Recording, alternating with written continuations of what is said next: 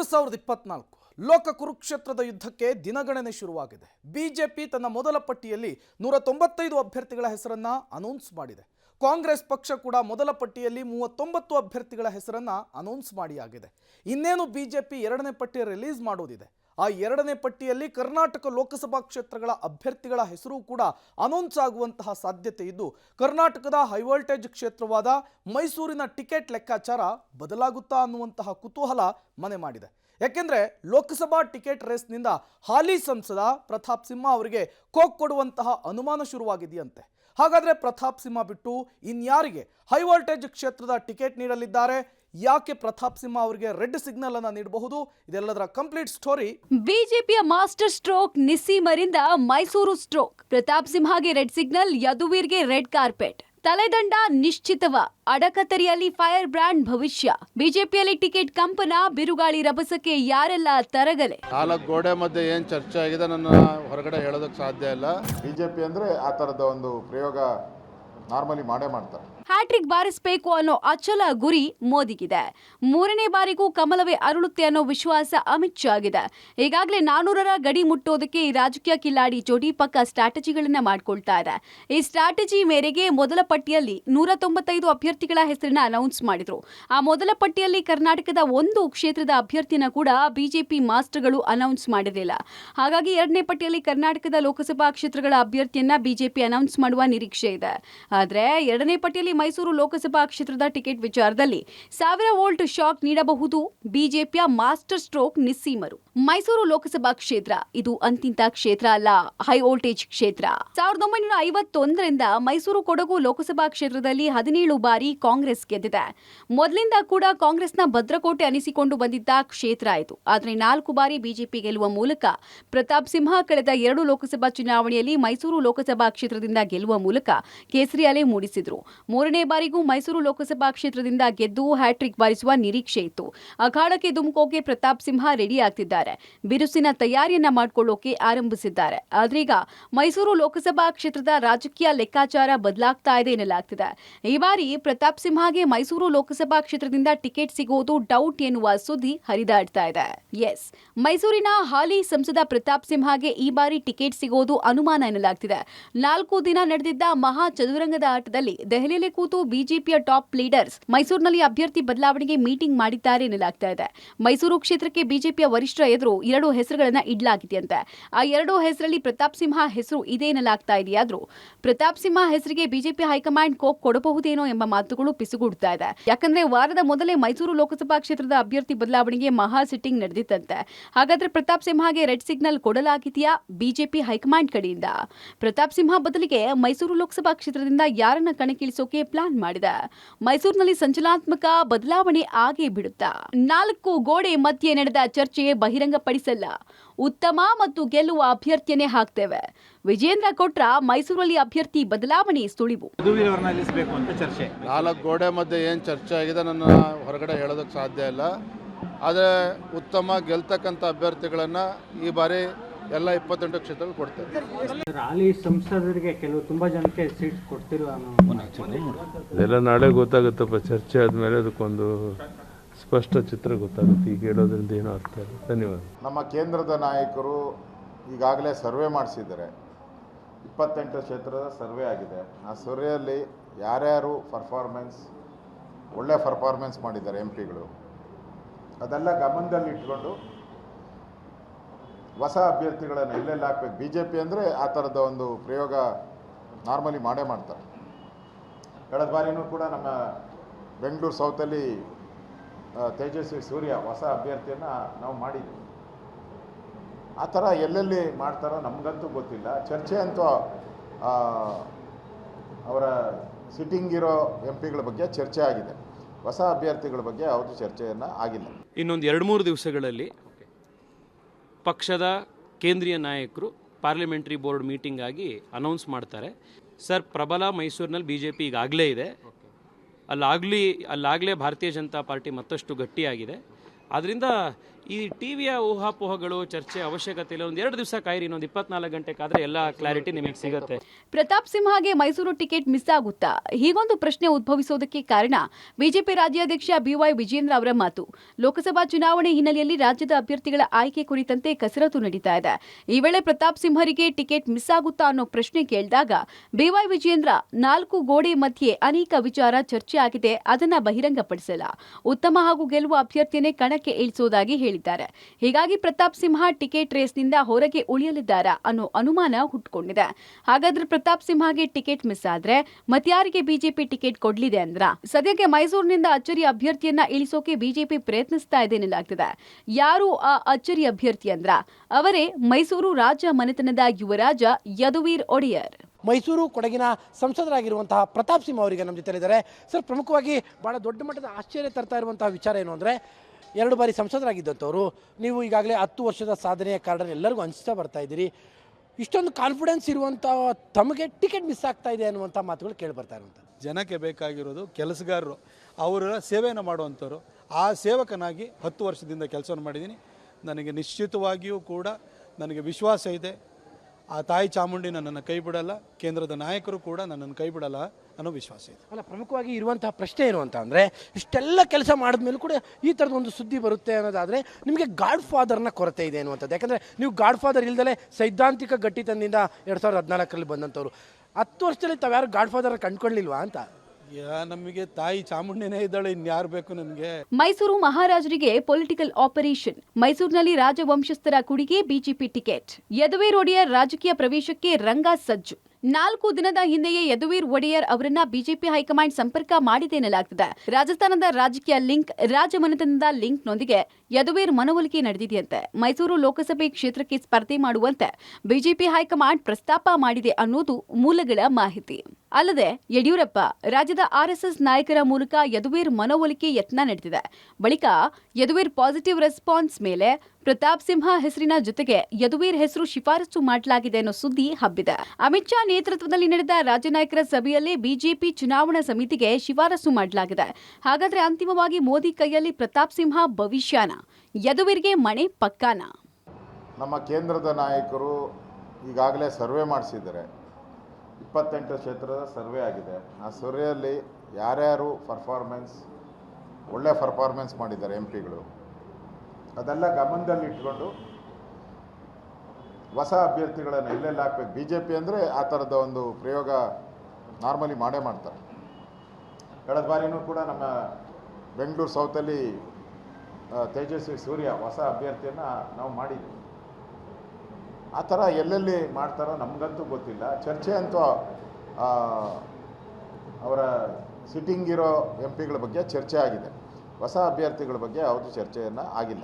ಯಡಿಯೂರಪ್ಪಗೆ ಯದುವೀರ್ ಮನವೊಲಿಕೆ ಟಾಸ್ಕ್ ನೀಡಲಾಗಿತ್ತ?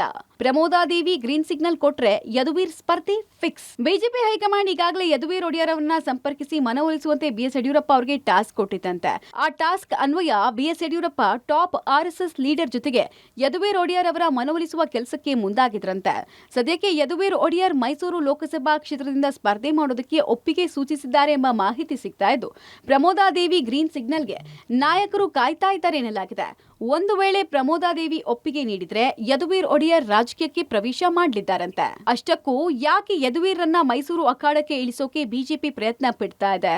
ಯಾಕೆ ಯದುವೀರ್ ಅವರಿಗೆ ಮಣೆ ಹಾಕೋಕೆ ಬಿಜೆಪಿ ಹೈಕಮಾಂಡ್ ಚಿಂತಿಸ್ತಾ ಇದೆ ಅಂದ್ರ ಅದನ್ನ ತೋರಿಸ್ತೀವಿ ನೋಡಿ. ಯಾಕೆ ಯದುವೀರ್ ಅವರ ಸ್ಪರ್ಧೆಗೆ ಬಿಜೆಪಿ ಮುಂದಾಗಿದೆ ಅಂತ ನೋಡೋದಾದ್ರೆ, ಹಳೆ ಮೈಸೂರು ಭಾಗದಲ್ಲಿ ಸ್ವಲ್ಪ ಈ ಬಾರಿ ಅಷ್ಟಕ್ಕಷ್ಟೇ ಅನ್ನುವಂಥದ್ದು, ಯಾಕೆಂದರೆ ಕಾಂಗ್ರೆಸ್ನ ಶಾಸಕರು ಜಾಸ್ತಿ ಇದ್ದಾರೆ, ಅಷ್ಟಕ್ಕಷ್ಟೇ ಅನ್ನುವಂಥದ್ದು ಸರ್ವೆನಲ್ಲಿ ಬಿಜೆಪಿಗೆ ಮನದಟ್ಟಾಯಿತು. ಆ ಹಿನ್ನೆಲೆಯಲ್ಲಿ ಯದುವೀರ್ ಅವ್ರನ್ನ ಕಣಕ್ಕಿಳಿಸಬೇಕು ಅನ್ನುವಂಥ ಲೆಕ್ಕಾಚಾರ. ಅವ್ರನ್ನ ಕಣಕ್ಕಿಳಿಸಿದ್ರೆ ಮೈಸೂರು ಭಾಗದಲ್ಲಿ ರಾಜವಂಶಸ್ಥರ ಮನೆತನ ಅಂದರೆ ಒಂದು ರೀತಿಯಲ್ಲಿ ಭಾವನೆಗಳಿಗೆ ಕನೆಕ್ಟ್ ಆಗಿದೆ. ಜನ ಖಂಡಿತವಾಗಿಯೂ ಕೂಡ ಮತ ಹಾಕಿ ಹಾಕ್ತಾರೆ ಅನ್ನುವಂಥದ್ದು. ಬರೀ ಮೈಸೂರು ಕೊಡಗು ಲೋಕಸಭೆ ಕ್ಷೇತ್ರ ಅಷ್ಟೇ ಅಲ್ಲ, ಚಾಮರಾಜನಗರದ ಮೇಲೂ ಪ್ರಭಾವ ಆಗುತ್ತೆ, ಮಂಡ್ಯ ಲೋಕಸಭೆ ಮೇಲೂ ಕೂಡ ಪ್ರಭಾವ ಆಗುತ್ತೆ, ಸುತ್ತಮುತ್ತಲಿನ ಲೋಕಸಭೆ ಮೇಲೂ ಕೂಡ ಪ್ರಭಾವ ಆಗುತ್ತೆ, ಅನುಕೂಲ ಆಗುತ್ತೆ ರಾಜಕೀಯವಾಗಿ ಅನ್ನುವಂಥ ಕಾರಣಕ್ಕಾಗಿ ಯದುವೀರ್ ಅವರ ಸ್ಪರ್ಧೆಗೆ ಬಿಜೆಪಿ ಹೈಕಮಾಂಡ್ ಮುಂದಾಗಿರುವಂಥದ್ದು. ಈ ಬಾರಿ ಪ್ರತಾಪ್ ಸಿಂಹ ಅವರಿಗೆ ಬೇಡ ಅನ್ನುವಂಥ ಒಂದು ತೀರ್ಮಾನ, ಒಂದು ಚರ್ಚೆ ಹೈಕಮಾಂಡ್ ಮಟ್ಟದಲ್ಲಿ ನಡೀತಾ ಇದೆ. ಇದಿಷ್ಟೇ ಅಲ್ಲ ವೀಕ್ಷಕರೇ, ಹಳೆ ಮೈಸೂರಿನ ಒಟ್ಟು 88 ಶಾಸಕರಲ್ಲಿ ಕಾಂಗ್ರೆಸ್ 51+2 ಶಾಸಕರ ಬಲವನ್ನ ಹೊಂದಿದೆ. ಇದು ಬಿಜೆಪಿ ಜೆಡಿಎಸ್ ಮೈತ್ರಿ ಪಕ್ಷಗಳ ನಿದ್ದೆಗೆಡಿಸಿದೆ. ಕಾಂಗ್ರೆಸ್ಗೆ ಈ ಬಾರಿ ಚಾಮರಾಜನಗರ, ಮಂಡ್ಯ, ಚಿಕ್ಕಬಳ್ಳಾಪುರ, ಬೆಂಗಳೂರು ಗ್ರಾಮಾಂತರ ಭಾಗದಲ್ಲಿ ಪೂರಕ ವಾತಾವರಣ ಇದೆ. ಹೀಗಾಗಿ ಬಿಜೆಪಿ ಯದುವೀರ್ ಒಡೆಯರ್ ಅವರನ್ನ ಮೈಸೂರಿನ ಕಣಕ್ಕೆ ಇಳಿಸಿ ದಾಳ ಉರುಳಿಸೋಕೆ ಪ್ಲಾನ್ ಮಾಡಿದೆ ಎನ್ನಲಾಗ್ತಿದೆ.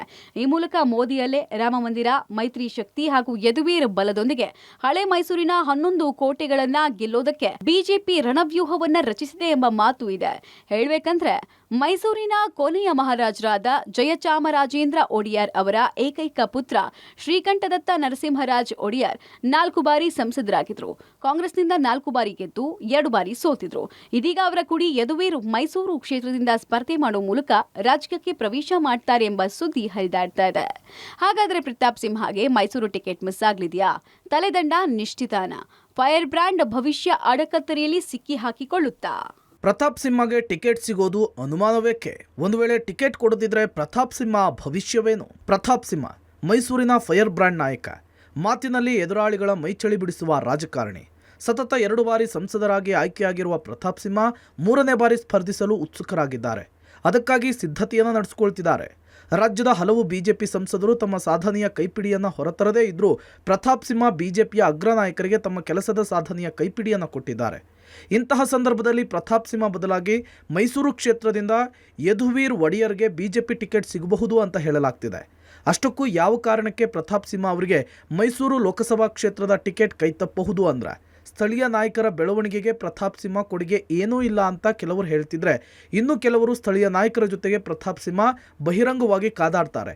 ಹಾಗಾಗಿ ಹೊಸಬರಿಗೆ ಟಿಕೆಟ್ ಕೊಡಿ ಎಂಬ ಕೂಗು ಬಿಜೆಪಿ ಹೈಕಮಾಂಡ್ನತ್ತ ಹೋಗಿದೆಯಂತೆ. ಹೊಸದೇನಲ್ಲ ಬಿಜೆಪಿಯ ಹೊಸ ಮುಖದ ಪ್ರಯೋಗ. ಅಳೆದು ತೂಗಿ ಕುರುಕ್ಷೇತ್ರದ ಕದನಕ್ಕೆ ಟಿಕೆಟ್. ಬಿಜೆಪಿಯ ಹೈಕಮಾಂಡ್ ಒಂದು ವೇಳೆ ಪ್ರತಾಪ್ ಸಿಂಹ ಬದಲಿಗೆ ಮೈಸೂರು ಕ್ಷೇತ್ರದಿಂದ ಹೊಸಬರನ್ನ ಕಣಕ್ಕಿಳಿಸಿದ್ದೇ ಆದರೆ ಅದು ಅಚ್ಚರಿಯ ಅಂಶವೇನಲ್ಲ. ಯಾಕೆಂದರೆ ಇತ್ತೀಚೆಗೆ ಬಿಡುಗಡೆಯಾದ ಮೊದಲ ಪಟ್ಟಿಯಲ್ಲೂ ಕೂಡ 33 ಹಾಲಿ ಸಂಸದರಿಗೆ ಕೋಕನ್ನು ಕೊಟ್ಟಿತ್ತು ಬಿಜೆಪಿ. 33 ಕ್ಷೇತ್ರಗಳಲ್ಲಿಯೂ ಕೂಡ ಹೊಸ ಮುಖಗಳನ್ನು ಪರಿಚಯಿಸಿದ್ದು ಬಿಜೆಪಿ. ಹೊಸ ಪ್ರಯೋಗಕ್ಕೆ ಬಿಜೆಪಿ ಆಗಾಗ ಮುಂದಾಗ್ತಾನೆ ಇರುತ್ತೆ. ಬಿಜೆಪಿ ಹೊಸಬರಿಗೆ ಮಣೆ ಹಾಕುವುದು ವಿಶೇಷ ಏನಲ್ಲ. ಏಕೆಂದರೆ ಬಿಜೆಪಿ 2023ರ ಕರ್ನಾಟಕ ವಿಧಾನಸಭಾ ಚುನಾವಣೆಯಲ್ಲೂ ಕೂಡ 52 ಹೊಸಬರಿಗೆ ಟಿಕೆಟನ್ನು ಕೊಟ್ಟಿತ್ತು. ಪಂಚರಾಜ್ಯ ಚುನಾವಣೆಗಳಲ್ಲಿ ಸಹ ಹೊಸಬರಿಗೆ ಹೆಚ್ಚು ಮಣೆ ಹಾಕಿತ್ತು. ಅಷ್ಟೇ ಯಾಕೆ, ಪಂಚರಾಜ್ಯ ಚುನಾವಣೆಯಲ್ಲಿ ಗೆದ್ದ ನಂತರದಲ್ಲಿ ಹಳಬರಿಗೆ ಕೊಟ್ಟು ಹೊಸ ಮುಖಗಳನ್ನು ಪರಿಚಯಿಸಿ ಸಿಎಂ ಪಟ್ಟವನ್ನು ಕಟ್ಟಿದ್ರು. ಇನ್ನು 2022ರ ಗುಜರಾತ್ ವಿಧಾನಸಭಾ ಚುನಾವಣೆಯಲ್ಲೂ ಸಹ ಬಿಜೆಪಿ 105 ಹೊಸ ಮುಖಗಳನ್ನು ಗೆಲ್ಲಿಸಿಕೊಂಡಿತ್ತು. ಹೇಳಬೇಕು ಅಂದರೆ ಬಿಜೆಪಿ ಹೊಸ ಮುಖಗಳಿಗೆ ಹೊಸಬರಿಗೆ ಅವಕಾಶ ಕೊಟ್ಟು ಕಣಕ್ಕಿಳಿಸೋದು ಕಾಮನ್. ಬಿಜೆಪಿ ಒಂದಷ್ಟು ಕಡೆಗಳಲ್ಲಿ ಈ ಹೊಸ ಪ್ರಯೋಗಗಳನ್ನು ಮಾಡುತ್ತಲೇ ಬರ್ತಿದೆ. ಹೊಸ ಪ್ರಯೋಗ ಬಿಜೆಪಿಗೆ ಬಹುತೇಕ ಕಡೆಗಳಲ್ಲಿ ಕೈ ಹಿಡಿದಿದ್ದೂ ಇದೆ. ಹಾಗಾಗಿ ಈ 2024ರ ಕುರುಕ್ಷೇತ್ರದ ಕದನಲ್ಲೂ ಕೂಡ ಬಿಜೆಪಿ ಹೊಸಬರಿಗೆ ಮಣೆ ಹಾಕಲಿಕ್ಕೆ ನೋಡ್ತಾ ಇದೆ ಎನ್ನುವ ಸುದ್ದಿ ಇದೆ. ಅದರಲ್ಲೂ ಕರ್ನಾಟಕದ 28 ಕ್ಷೇತ್ರಗಳ ಸರ್ವೆಯನ್ನು ನಡೆಸಿರುವ ಬಿಜೆಪಿ ಹೈಕಮಾಂಡ್ ಇದೀಗ ಮೈಸೂರಲ್ಲೂ ಕೂಡ ಇಂತಹದ್ದೇ ಒಂದು ಹೊಸ ಪ್ರಯೋಗ ನಡೆಸಿದ್ರೂ ಕೂಡ ನಡೆಸಬಹುದು ಅಂತ ಹೇಳಲಾಗ್ತಾ ಇದೆ. ಅಲ್ಲಿ ಸಂಸದ ಪ್ರತಾಪ್ ಸಿಂಹ ಬದಲಾಗಿ ಮೈಸೂರು ಮಹಾರಾಜ ಯದುವೀರ್ಗೆ ಬಿಜೆಪಿ ಮಣೆ ಹಾಕಬಹುದು ಅನ್ನುವ ಸುದ್ದಿಯೂ ಕೂಡ ಹರಿದಾಡ್ತಾ ಇದೆ. ಈ ಬಗ್ಗೆ BS ಯಡಿಯೂರಪ್ಪ ಏನು ಹೇಳಿದ್ರು ಗೊತ್ತಾ? ಎಲ್ಲ ನಾಳೆ ಗೊತ್ತಾಗುತ್ತಪ್ಪ. ಚರ್ಚೆ ಆದಮೇಲೆ ಅದಕ್ಕೊಂದು ಸ್ಪಷ್ಟ ಚಿತ್ರ ಗೊತ್ತಾಗುತ್ತೆ. ಈಗ ಹೇಳೋದ್ರಿಂದ ಏನೋ ಅರ್ಥ ಇಲ್ಲ. ಬೇರೆ ಲೋಕಸಭಾ ಕ್ಷೇತ್ರದಿಂದ ಸಿಗಲಿದೆಯಾ ಸಿಂಹಗೆ ಟಿಕೆಟ್? ಮೋದಿ ಕೈಯಲ್ಲಿದೆ ಪ್ರತಾಪ್ ಸಿಂಹ ರಾಜಕೀಯ ಭವಿಷ್ಯ. ಒಂದು ವೇಳೆ ಲೋಕಸಭಾ ಟಿಕೆಟ್ ಸಿಗದೇ ಇದ್ರೆ ಪ್ರತಾಪ್ ಸಿಂಹ ಅವರ ಮುಂದಿನ ರಾಜಕೀಯ ಭವಿಷ್ಯವೇನು ಎಂಬ ಪ್ರಶ್ನೆ ಈಗಾಗಲೇ ಎದ್ದಿದೆ. ಇನ್ನು ಮೈಸೂರು ಟಿಕೆಟ್ ಯಾರಿಗೆ ಸಿಗಲಿದೆ ಅನ್ನೋದು ಅಂತಿಮವಾಗಿಲ್ಲ. ಒಂದು ವೇಳೆ ಯದುವೀರ್ ಒಡೆಯರ್ ಸ್ಪರ್ಧಿಸಿದ್ದೇ ಆದರೆ ಪ್ರತಾಪ್ ಸಿಂಹ ಅವರಿಗೆ ಟಿಕೆಟ್ ಸಿಗೋದು ಡೌಟ್. ಹೀಗಾಗಿ ಪ್ರತಾಪ್ ಸಿಂಹ ಅವರಿಗೆ ಬೇರೆ ಲೋಕಸಭಾ ಕ್ಷೇತ್ರದಿಂದ ಟಿಕೆಟ್ ಸಿಕ್ಕರೂ ಕೂಡ ಸಿಗಬಹುದು, ಹೇಳಲಿಕ್ಕಾಗಲ್ಲ. ಯಾಕಂದರೆ 2014ರ ಚುನಾವಣೆಯಲ್ಲಿ ಪ್ರತಾಪ್ ಸಿಂಹ ಕಾಂಗ್ರೆಸ್ ಅಭ್ಯರ್ಥಿಯ ವಿರುದ್ಧ 31,608 ಮತಗಳಿಂದ ಗೆದ್ದಿದ್ರು. ಅದೇ 2019ರ ಚುನಾವಣೆಯಲ್ಲಿ 1,38,647 ಮತಗಳ ಅಂತರದಿಂದ ಮೈತ್ರಿ ಅಭ್ಯರ್ಥಿಯನ್ನು ಸೋಲಿಸಿದ್ರು. ಹಾಗಾಗಿ ಪ್ರತಾಪ್ ಸಿಂಹ ರಾಜಕೀಯ ಭವಿಷ್ಯ ಸದ್ಯ ಪ್ರಧಾನಿ ನರೇಂದ್ರ ಮೋದಿ ಕೈಯಲ್ಲಿದ್ದು ಅವರೇನು ನಿರ್ಧರಿಸುತ್ತಾರೋ ಅನ್ನುವಂತಹ ಕುತೂಹಲ ಮನೆ ಮಾಡಿದೆ. ಸಿಂಹಗೆ ಟಿಕೆಟ್ ಮಿಸ್ ಆದರೆ ಕಾಂಗ್ರೆಸ್ ಗೇಮ್ ಚೇಂಜ್ ಆಗುತ್ತಾ? ಮೈಸೂರಿನಲ್ಲಿ ಒಂದು ವೇಳೆ ಬಿಜೆಪಿ ಹೈಕಮಾಂಡ್ ಪ್ರತಾಪ್ ಸಿಂಹಗೆ ಟಿಕೆಟ್ ಕೊಡಲಿಕ್ಕೆ ನಿರಾಕರಿಸಿದ್ದೇ ಆದರೆ, ಯದುವೀರ್ಗೆ ಟಿಕೆಟ್ ನೀಡಿದ್ದೇ ಆದರೆ ಕಾಂಗ್ರೆಸ್ ಏನು ಮಾಡುತ್ತೆ? ಹಿಂಗೊಂದು ಪ್ರಶ್ನೆ ಈಗ ರಾಜಕೀಯ ಪಡಸಾಲೆಯಲ್ಲಿ ಗಿರಿಕಿ ಹೊಡಿತಾ ಇದೆ. ಪ್ರತಾಪ್ ಸಿಂಹ ಬದಲಾಗಿ ಯದುವೀರ್ ಅಖಾಡಕ್ಕೆ ಧುಮುಕಿದ್ದೇ ಆದರೆ ಕಾಂಗ್ರೆಸ್ ಏನಾದರೂ ಅಭ್ಯರ್ಥಿಯನ್ನು ಬದಲಾಯಿಸಿಕೊಳ್ಳುತ್ತಾ, ಸ್ಟ್ರಾಟರ್ಜಿ ಚೇಂಜ್ ಮಾಡುತ್ತಾ ಅನ್ನುವ ಪ್ರಶ್ನೆ ಉದ್ಭವಿಸಿದೆ. ಸದ್ಯ ಈ ಬಗ್ಗೆ ಮಾಧ್ಯಮದ ಮುಂದೆ ಈ ವಿಚಾರವಾಗಿ ಪ್ರತಿಕ್ರಿಯೆ ಕೊಟ್ಟಿರುವ DCM DK ಶಿವಕುಮಾರ್, ಮೈಸೂರಿನಲ್ಲಿ ಬಿಜೆಪಿ ಅಭ್ಯರ್ಥಿ ಯಾರೇ ಆಗಲಿ ಬಿಜೆಪಿಗರ ನಿರ್ಧಾರಕ್ಕೆಲ್ಲ ತಲೆ ಕೆಡಿಸ್ಕೊಳ್ಳಲ್ಲ ಅಂತ ಹೇಳಿದ್ದಾರೆ. ಯಾರ ಹೆಸರು ಪಾಪ ಮಾಡಲಿ, ನಮ್ಗೆ ಯಾರ ಹೆಸರು ಮಾಡಿದ್ರು ನಮ್ಮ ಪಾರ್ಟಿ ಸಿದ್ಧಾಂತದ ಮೇಲೆ ನೀತಿ ಮೇಲೆ ನಾವು ಎಲೆಕ್ಷನ್ ಮಾಡ್ತೀವಿ. ಅವ್ರ ಪಾರ್ಟಿಯವ್ರ ಬಗ್ಗೆ ನಾವು ತಲೆ ಕೆಡಿಸ್ಕೊಳ್ಳೋದಿಲ್ಲ. ನಮ್ಮ ಕಾರ್ಯಕ್ರಮ, ನಮ್ಮ ಕ್ಯಾಂಡಿಡೇಟ್ಗಳು ಜನರಿಗೆ ಹತ್ರ ಇರುವಂಥ ಕ್ಯಾಂಡಿಡೇಟ್ಗಳನ್ನ ನಾವು ಇಡ್ತೀವಿ ಹೊರತು ಪಾರ್ಟಿ ಸಿದ್ಧಾಂತ. ಉಡುಪಿ ಚಿಕ್ಕಮಗಳೂರಿನಲ್ಲೂ ಟಿಕೆಟ್ ಕೋಲಾಹಲ. ಬಿಜೆಪಿ ಟಿಕೆಟ್ ಚಂಡಮಾರುತಕ್ಕೆ ಯಾರೆಲ್ಲ ತತ್ತರ. ಮೈಸೂರು ಕ್ಷೇತ್ರದ ಬಗ್ಗೆ ಮಾತ್ರವಲ್ಲ, ಉಡುಪಿ ಚಿಕ್ಕಮಗಳೂರು ಕ್ಷೇತ್ರದಲ್ಲೂ ಕೂಡ ಅಭ್ಯರ್ಥಿಯ ಆಯ್ಕೆ ಬಹಳ ಕುತೂಹಲ ಮೂಡಿಸಿದೆ.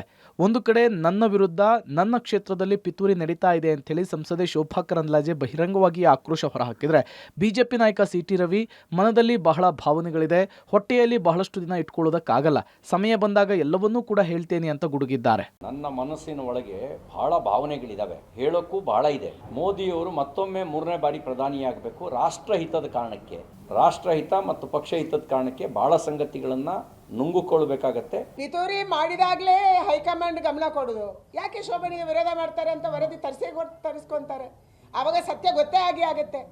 ನನ್ನ ಕ್ಷೇತ್ರದಲ್ಲಿ ನಾನು ಬಹಳ ಸ್ಪಷ್ಟವಾಗಿ ಹೇಳಿದ್ದೀನಿ, ಅಭಿವೃದ್ಧಿ ಆಧಾರದಲ್ಲೇ ನಾನು ಓಟ್ ಕೇಳ್ತೀನಿ. ಇನ್ನು ಹಾವೇರಿ ಕ್ಷೇತ್ರದ ಟಿಕೆಟ್ ವಿಚಾರದಲ್ಲೂ ಕೂಡ ಫೈಟ್ ಇದೆ. ಕೆಎಸ್ ಈಶ್ವರಪ್ಪ ಪುತ್ರ ಕಾಂತೇಶ್ಗೆ ಟಿಕೆಟ್ ನೀಡ್ತಾರೆಂಬ ಸುದ್ದಿ ಹರಡಲಿಕ್ಕೆ ಶುರುವಾಗಿರುವ ಕಾರಣ ಬಿಸಿ ಪಾಟೀಲ್ ಪರೋಕ್ಷವಾಗಿ ಕಿಡಿಕಾರಲಿಕ್ಕೆ ಶುರು ಮಾಡಿದ್ದಾರೆ. ಅದರಲ್ಲೂ ಮೈಸೂರಿನಲ್ಲಿ ಪ್ರತಾಪ್ ಸಿಂಹ ಬದಲಾಗಿ ಯದುವೀರ್ಗೆ ಮಣೆ ಹಾಕುವ ಸುದ್ದಿ ಹರಿದಾಡ್ತಾ ಇದ್ದು, ಮುಂದಿನ 2 ದಿನಗಳಲ್ಲಿ ಪಟ್ಟಿ ಹೊರಬಿದ್ದ ನಂತರದಲ್ಲಿ ಯಾರೂ ಊಹಿಸದ ಅತಿದೊಡ್ಡ ಪ್ರಯೋಗಕ್ಕೆ ಬಿಜೆಪಿಯ ಅಗ್ರಜರು ಕೈ ಹಾಕಿದ್ದಾರಾ ಇಲ್ವಾ ಅನ್ನೋದು ಬಹಿರಂಗಗೊಳ್ಳಲಿದೆ. ನೋಡಿದ್ರಲ್ಲ ವೀಕ್ಷಕರೇ, ಇದಾಗಿತ್ತು ಈ ಹೊತ್ತಿನ ವಿಶೇಷ. ನೆನಪಿರಲಿ, ನ್ಯೂಸ್ ಅಂದ್ರೆ ಪಬ್ಲಿಕ್ ಟಿವಿ.